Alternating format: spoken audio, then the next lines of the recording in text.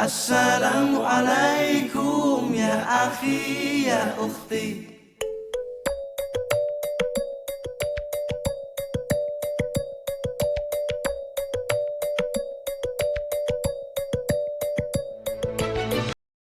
Bismillahirrahmanirrahim. Assalamualaikum warahmatullahi wabarakatuh. Teman-teman, di sini saya ingin membahas suatu hadis penting mengenai larangan menimbun barang pokok, apalagi di tengah mewabahnya pandemi virus COVID-19 saat ini yang ada di Indonesia. Seperti yang kita ketahui, banyaknya masyarakat yang mengeluhkan susahnya mencari masker, hand sanitizer, atau kebutuhan-kebutuhan lain dalam menghadapi pandemi virus COVID-19 ini. Selain karena langkanya barang tersebut akibat banyaknya permintaan, namun kita ketahui juga adanya kasus penimbunan masker, di mana oknum-oknum itu menimbun masker lalu menjualkannya kembali dengan harga yang berlipat ganda dan tidak masuk akal.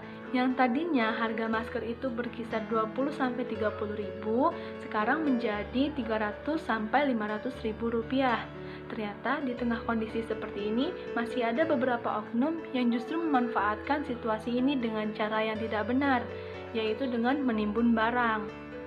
Padahal hal tersebut adalah salah dan justru menimbulkan dosa. Sebagaimana Rasulullah SAW jauh-jauh hari telah memperingatkan dan melarang perbuatan demikian, di mana terdapat dalam sebuah hadis yang diriwayatkan oleh Imam Muslim dalam sahihnya. Berikut ini adalah penjelasannya. Bismillahirrahmanirrahim.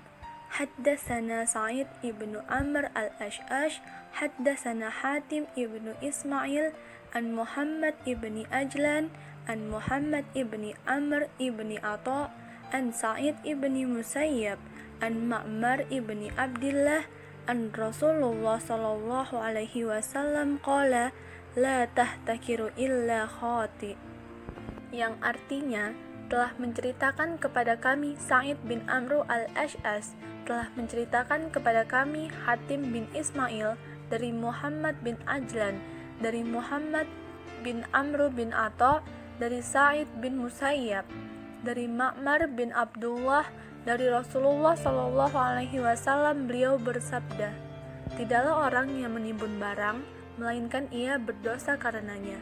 Diriwayatkan Muslim. Di mana hadis ini terdapat di dalam hadis Sahih Muslim nomor 3013. Sahih Muslim adalah karya bidang ilmu hadis karangan Imam Abu Husain Muslim bin Al-Hajjaj Al-Naisaburi, murid sekaligus teman dari Imam Bukhari. Selanjutnya, sebelum saya melanjutkan pembahasan mengenai isi kandungan hadis tersebut, saya ingin membahas terlebih dahulu hadisnya dari segi sanad, matan, dan rawinya. Berikut ini adalah penjelasannya. Yang pertama yaitu sanad. Sanad adalah rangkaian urutan para periwayat hadis yang menjadi sandaran atau jalan yang menghubungkan suatu hadis sampai pada Nabi Shallallahu Alaihi Wasallam. Dan pada hadis ini, sanadnya yaitu adalah Ma'mar bin Abdullah, Sa'id bin Musayyab, Muhammad bin Amr bin Atha, Muhammad bin Ajlan, Hatim bin Ismail, dan Sa'id bin Amr al-Ash'ad. Lalu yang kedua yaitu matan. Matan adalah isi dari hadis itu sendiri atau sabda Nabi yang disebutkan setelah sanad. Dan pada hadis ini, matannya adalah la tahtakiru illa khati, yang artinya tidak menimbun kecuali ia akan berdosa. Lalu yang ketiga adanya rawi. Rawi adalah orang yang menyampaikan atau meriwayatkan hadis baik secara lisan maupun tulisan dalam suatu kitab yang dia dengar langsung dari gurunya. Dan pada hadis ini rawinya atau mukharijnya yaitu Imam Muslim. Lalu pembahasan selanjutnya yaitu mengenai isi kandungan hadis. Sebagian ulama berpendapat bahwa penimbunan yang haram itu hanya berlaku untuk bahan makanan pokok, misalnya beras, karena pada umumnya masyarakat banyak akan kesusahan karena adanya pihak-pihak tertentu yang melakukan penimbunan bahan makanan pokok. Inilah pendapat Syafi'iyah dan Hanafiyah. Adapun pendapat lain yaitu Imam Malik dan Sufyan Ats-Tsauri. Beliau berdua melarang penimbunan segala macam bentuk barang. Pendapat inilah yang dianggap lebih kuat dengan mempertimbangkan hadis tersebut bersifat umum. Oleh karena itu, semua bentuk penimbunan barang itu terlarang dalam ajaran Islam, baik beras, sembako secara umum, ataupun non-sembako. Sebagaimana juga dengan kasus penimbunan masker. Jika kita kontekstualisasikan dengan situasi saat ini, ketika masker dianggap sebagai hal yang penting karena bagian dari pencegahan penyakit, maka masker juga bisa dikategorikan sebagai bahan pokok, walaupun bukan bagian dari makanan atau sembako.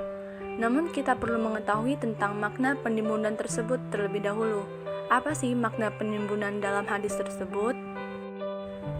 Imam An-Nawawi dalam Syarh Sahih Muslim menjelaskan bahwa yang dimaksud dengan menimbun barang dalam hadis tersebut bukanlah berarti menimbun secara umum, akan tetapi membeli barang tertentu secara borongan dan menyimpannya dalam keadaan tertentu agar harga barang tersebut melambung tinggi karena langka.